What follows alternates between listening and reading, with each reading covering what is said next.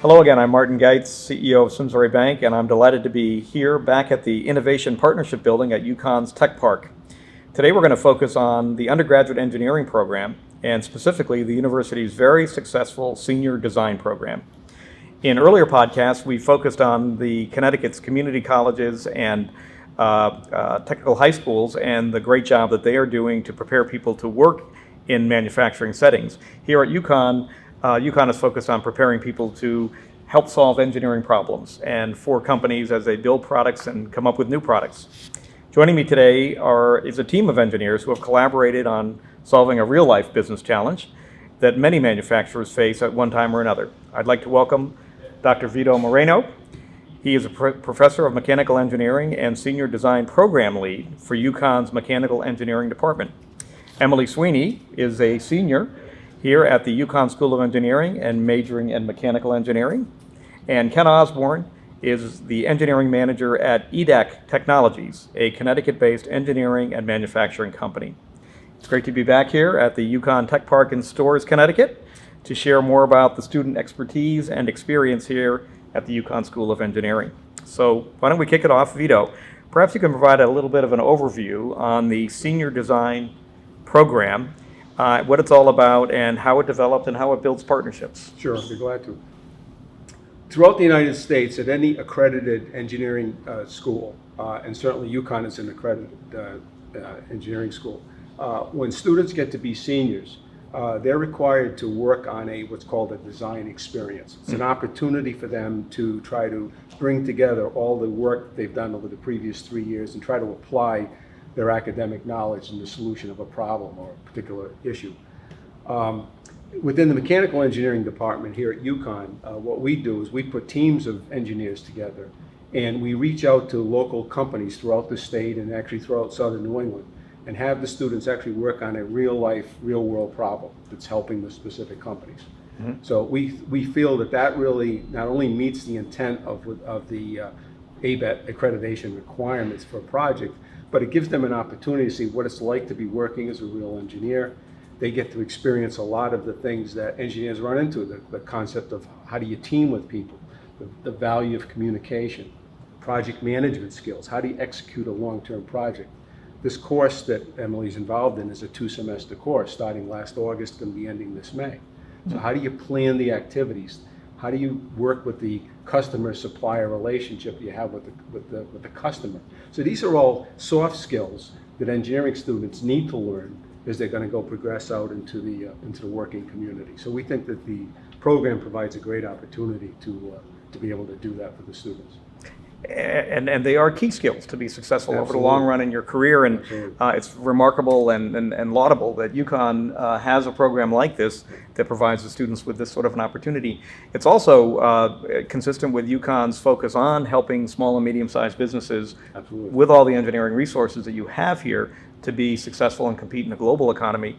I'm curious, how many small and medium-sized businesses participate in this program annually, do you think? Well, as an example, this year we have a large class this year. We have over almost 180 students in the class. We have 66 projects, Wow. of which 62 of them are actually sponsored by local industries or government agencies. Mm-hmm. And we're reaching out to over 40 companies this year. And over the course of I've been doing this for 6 years now, we're well in excess of 200 companies that we've dealt. And we deal with the large corporations, as you might expect, but also reach out to the medium-sized and actually the small companies to provide help. That's great. That's great. And a great opportunity for you, Emily. And I'm curious, maybe we start with a little background on you. How did you decide to major in mechanical engineering here at UConn? I'll start with mechanical engineering. So I grew up in a household where my mom was a civil engineer and my dad was a self-employed carpenter. And so I really think mechanical engineering kind of came naturally out of that with, the analytical skills my mom has, with the ability to tackle kind of, I'll say, a technical problem with, hands-on approach. Right. And so that kind of came naturally through just growing up in that kind of household. And then UConn also came somewhat just naturally because my grandfather used to teach here back in the day. Oh. And both my parents graduated from here. So I grew up both appreciating UConn's education, also appreciating the school pride and the athletics here. Yeah, that's fantastic. It's great. It's a multi-generational family tradition for you here at the school. That's terrific. That's terrific. Everybody in the family must be very proud of you, very excited about your involvement here. Yeah, they're very excited. That's great. That's great. Well, Ken, we understand that the project that Emily worked on with EDAC is with your company, and EDAC is a Connecticut-based company that manufactures precision engineered solutions, products that for the aerospace industry. So you're part of the supply chain supporting the aerospace industry, and that's really a global piece of expertise that we have here in Connecticut. Could you talk a little bit about what brought EDAC here to UConn and how your partnership with the senior design team was able to provide the kind of engineering expertise that was outside of what your resources could solve on your own? Well, this is not our first year partnering with UConn. This is my second round with the UConn design team. I don't know, maybe Vito can answer whether or not it's been going on farther than that. What brought us back in particular was that last year the design team was 3 team members, 3 of which we offered jobs to, 2 of which we hired. Wow. 1 of which works for me. Oh. The success rate that we've had with the UConn team, with my interaction anyway, has been tremendous. Our problem that we had is not unique to our facility. It's not unique to our business. It's an enterprise-wide problem of how do you protect your parts once they're in the shop, and how do you know where they are. So basically, we do that by persuasion with a crowbar. We put everything in a unique box. We have lots of Excel spreadsheets. We know where everything is, but we're tracking it all down and maintaining its integrity basically by throwing manpower at it.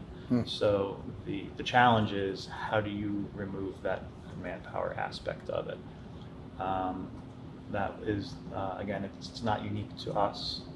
We have 3 quotes out to professional companies, if you will, engineering solution companies, to solve this issue.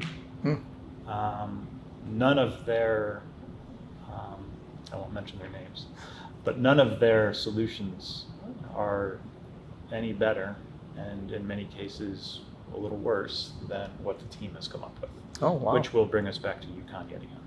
That's fantastic. That's fantastic. So your company manufactures many different sort of parts for the industry. Right. We have 4 facilities. The facility that I am in is major rotating components for jet engines. The Cheshire facility does not make major rotating. They make precision components. We have a Glastonbury facility that makes engine cases, but each facility has a specific focus, if you will. Within my facility, there are 2 value streams. One of them is legacy engines, which is what my group does. My partner Derek is another engineering manager. He does more modern engines, wherein the modern jet engine has a I don't know how deep you want to get into it, but the blades of the discs of a modern engine are integrated into the disc themselves, where my blades are built separately and installed as individual units. The savings on the integrated blade side is weight and efficiency, wherein my side is perhaps a little easier to manufacture. Depends. We don't make the airfoil, so it's easy for me to say that. But the facility that I am in is all major rotating components for jet engines, both military and commercial. We have nothing to do with the Boeing crash.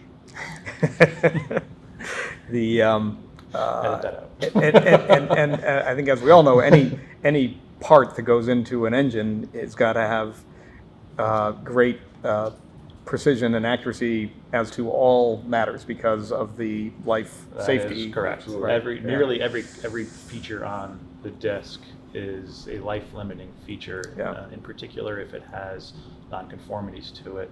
Of course, we don't design parts to have nonconformities, we don't manufacture for nonconformities, but you can suffer a nonconformity in delivery of the part after it's loaded and packaged and it's on its way to the customer because the truck hits a bump. So the packaging and the handling of those parts throughout the machine shop is of paramount importance. Which brings us back to the project that the UConn students worked on for you. Correct. And so they came up with an elegant solution that was equal to or better than what Everything suppliers that out there? Everything that our professional suppliers came up with is something that was relatively predictable and solved one of the problems that we proposed to the UConn team, wherein they solved all of the problems. So, remarkable. I'm not going to steal Emily's thunder and tell you what the answers were. One last question then for you before we go back to Emily, Ken. So were there any other byproducts of the work that the team did for you that provided some help in other issues that you have as a company? There are, again, I don't want to steal your thunder. We have a wireless system installed in our machine shop that we will need to improve upon in order to really facilitate the solution that they've come up with. And Emily can give you the ins and outs of that. However, if we improve that wireless compatibility, then it will open up new avenues for us. So that is something that we will propose when up to the people that are going to write the check from my side of the business. There you go. There you go. Well, that's a nice segue then to Emily. Maybe you could talk a little bit about the challenge and how your team addressed it and solved it. So I think initially we got the project, and as most teams can attest to, you don't quite know what they're looking for. You kind of have to dig a little deeper. You have to meet with the company and really say, okay, what are your needs? What are the problems? And what deliverables are you expecting at the end of all of this? And so that kind of helped us define a scope for the project, which, as Vito can say, is always very important to start with a very clear scope at the beginning. And we kind of figured that they needed to better define a storage area with a better way of shelving the parts so that they were easy to find, that the machines that moved them could navigate in and out. And also then as we went even deeper, we found that really they needed some kind of trackability method beyond just an Excel sheet with the part numbers in it.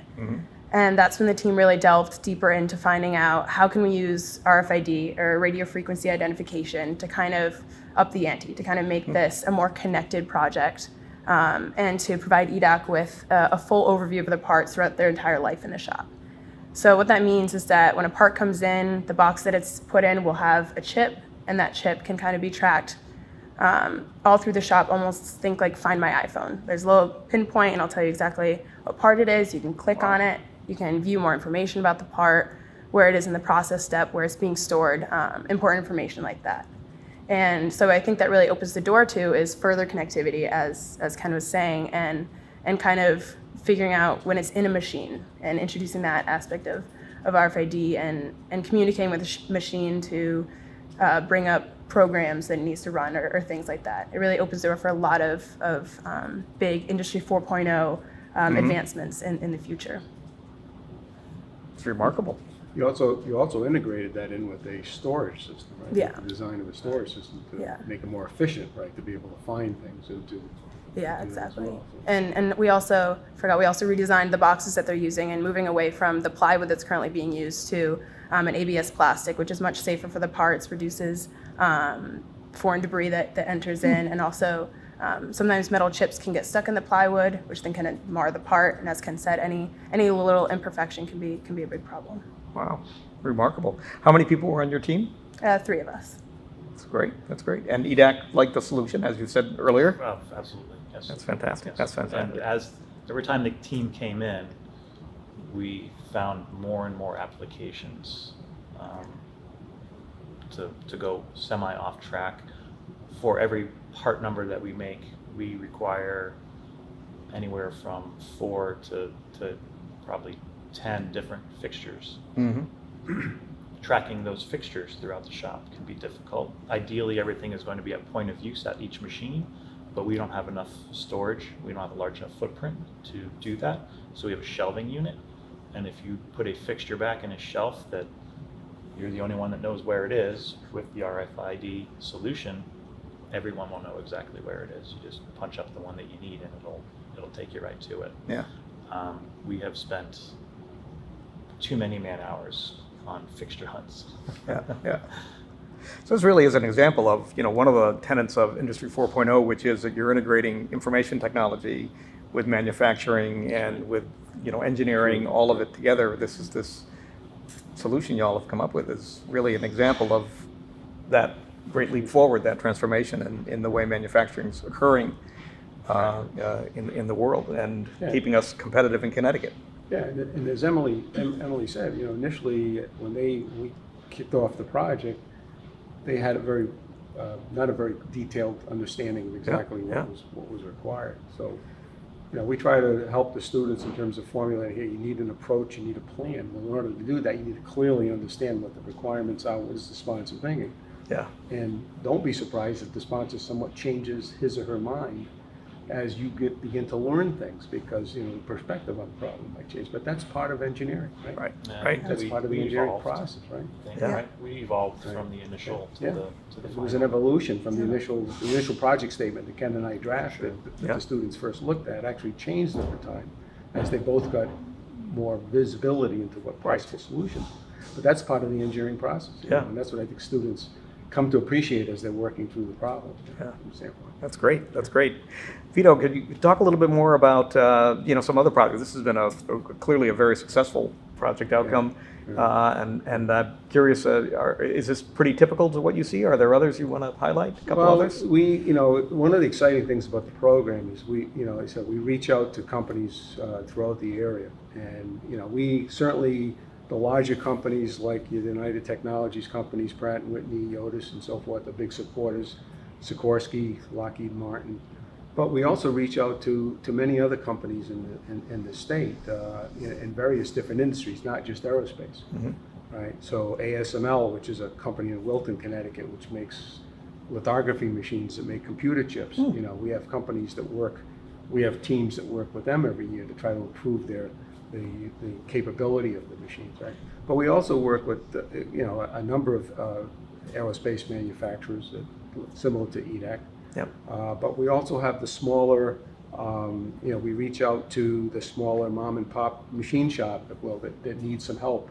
We're doing a redesign and a process for a company, Chapman Manufacturing down in Durham, Connecticut, that used to put in retention features on little screwdriver bits and so forth. And this is their prime product, and we're trying to improve their efficiency for it. We're doing a project this year with the city of Hartford to help revitalize the clock tower, the Keeney clock tower, and do that. So the exciting piece of it is that they're all engineering problems. They all have different components to them, but they're all opportunities for the students to kind of reach out and actually have an impact on the companies. And as we work with companies, what I tell the company is, look, this is a two semester course. I don't want your number one problem that you need a solution for in 2 weeks, because that's probably not going to happen. What I'm looking for is the problem you haven't had a chance to maybe work on, maybe you want to bring some fresh thinking to, which is what the students bring to, and we kind of evolve a solution over the course of the 2 semesters. Yeah. Yeah. So it's very exciting from that standpoint. And Ken, you were obviously happy with the outcome. What would you say to other, small and mid-sized companies, manufacturing companies in Connecticut about this program? Well, if the resource is available, by all means, take advantage, for sure. Yeah. This has been 2 successes in a row as far as I'm concerned. That's great. That's great. So Emily, what is next for you? You've had a great education clearly here, had a great experience with the program here. What's next for you? Well, I'll, obviously be graduating, which is exciting, and I plan on working in Connecticut, so I'm just looking forward to kind of setting my roots here, like I'll finally be earning a salary, I can get my own apartment, things like that, which are obviously exciting, and I truly do enjoy working and kind of applying everything I've learned to new problems, because that's kind of what excites me, like the challenge of that, and so I really look forward to continually working and manufacturing using everything I've learned in that. That's great. That's great. That's super. Vito, the program is obviously very successful. Has it reached its maximum, or do you see it continuing to grow? Well, we would like to grow. It's dependent to large extent in terms of the numbers of students we have. Right now, our projection for next year is our class is going to be even bigger than Emily's class, so that would give us the opportunity to bring on more projects. Like I said, when I started 6 years ago, we had 40 projects with 125 students, and now we're up over 60 with more students. So yeah, we like to grow. We like to reach out. We do also, if the situation warrants itself, we'll reach out to one of the other departments within the school. There's 7 other departments within the School of Engineering. So there are some projects where it makes sense to team mechanical engineering students with electrical and computer engineering students to work on a project. We have a number of projects like that. So that's another aspect where we can broaden the scope of the project and get a chance for them to work, again, with peers that are from different backgrounds, just give them more of a life experience here. But we start our recruiting process for projects in June, so that's the way the cycle starts. We use the summer to bring in all the projects, be ready for the students when we start in August. And it's the companies, I think what a lot of companies see is not only the ability to get some fresh thinking and the students' energy to bring to the project. It's a great recruiting tool, as Ken has pointed out, for many of the companies. It's also a great recruiting tool for the students, because even if they don't get offered a job from that specific project, when they go on a job interview, one of the first things companies want to ask them about is your senior design experience, because they do see it as a real life experience. So we try to encourage the students to vocalize that and talk about that. And I find many instances where students are hired by another company and they will say to us that, yeah, the senior design experience was a real positive aspect of that. The other thing that the companies get is access to the faculty and also the resources here at UConn. Mm-hmm. So many of the small and intermediate-sized companies, they don't have, they don't have necessarily all the resources available to them. But through the program, we can connect them up with other faculty members, or they get access to facilities like this to be able to do things. So that's a real positive benefit of the program from a manufacturing standpoint as well. So. That's terrific. That's terrific. So Simsbury Bank does business with small and medium-sized manufacturing companies. As a community bank, we don't do business with Pratt & Whitney or with Electric Boat, but we do business with many of their suppliers.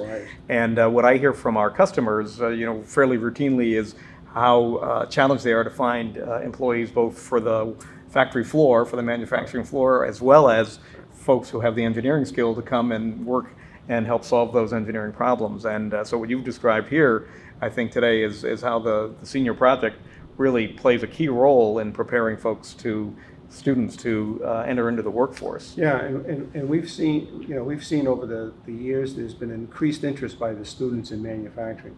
We actually have, as part of our curricula, a concentration or a minor in manufacturing, design and manufacturing. Yeah. And many students, like Emily, are interested in that. And my prior history was in the aerospace business. And as I talk to companies, I can see the need. So we're encouraging the students all the time that if you're a degreed mechanical engineer with an interest in manufacturing, there's going to be a lot of opportunities for you in the state here. So yeah, that's good to let them know. And it's so.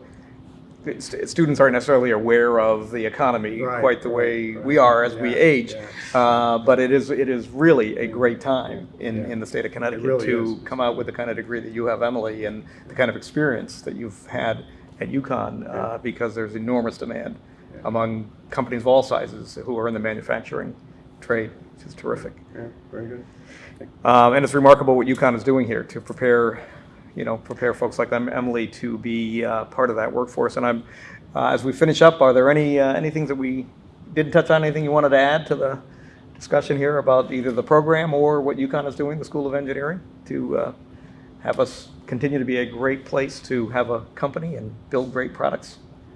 I think as you said before, it's the mechanical engineering is one of 8 departments in the school. The other departments do similar things. We happen to have probably the highest concentration of industrial content in there.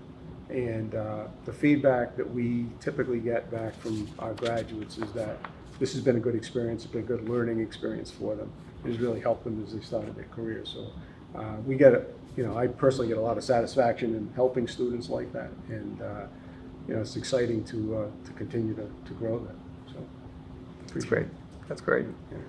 Well, thank all three of you for participating in our podcast today, and it is just remarkable to see how the UConn School of Engineering's senior design program has created a great opportunity to prepare students to be great contributors to the companies that they join and continue to make Connecticut a great place for manufacturing. We hope to visit the UConn School of Engineering again soon and share more stories about what you all are doing here and how it's helping the manufacturing economy here in Connecticut. So I thank all three of you, Ken and Emily and Vito, for joining me today. I'm Martin Geitz, CEO of Simsbury Bank, and signing off again till we meet again from Simsbury Bank's Manufacturing Matters.